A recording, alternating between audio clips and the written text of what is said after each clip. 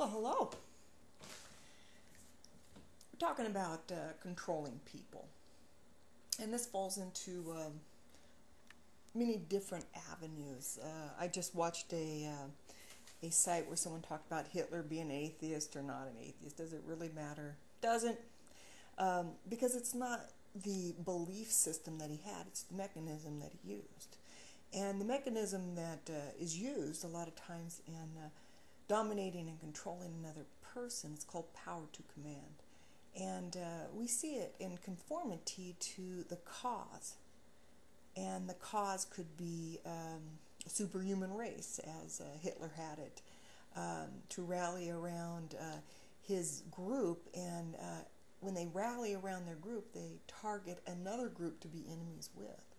And it's the them versus us mentality. It also falls into the martyr mentality. And what it does is it strengthens the group and causes people to stay within the ranks. And that's the mechanism that holds the people in, which causes people to do bizarre things. It's kind of like the mob mentality that is inspired. And you always look at these people doing crazy things, and they're running with the pack. And what happens is they get caught up in the mob, and they get caught up in the cause mentality. And we'll talk about dress. Just talked with Wayne Man 29, and he referred to his sister, wearing dresses and not cutting her hair. And this, and I did that for 17 years.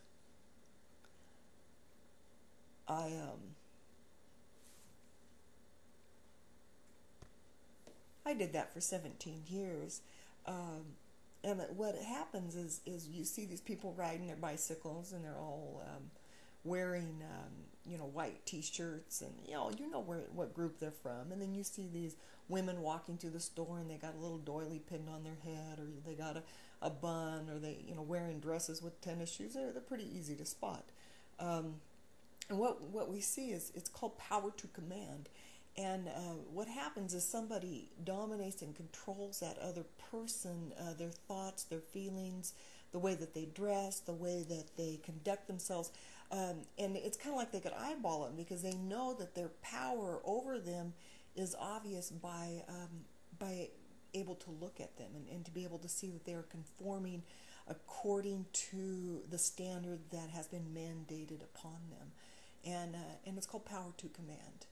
And once someone starts to break out of the ranks, they're able to identify them and to be able to discipline them and to be able to manipulate them back into the crowd using fear or shame or condescending remarks, or using the mob to do it, which I have experienced myself. Very painful, something that I wouldn't wish on anybody, actually. So when we look at this, we look at the fact that people are not operating under their own code of ethics, under their own code of being, but they're operating under control of someone else. That means that I get to live somebody else's life if I was the controller, and I get to live somebody else's life too.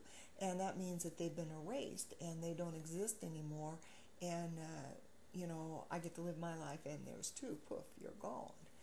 Very sad and very discouraging for those that are trapped in that mechanism.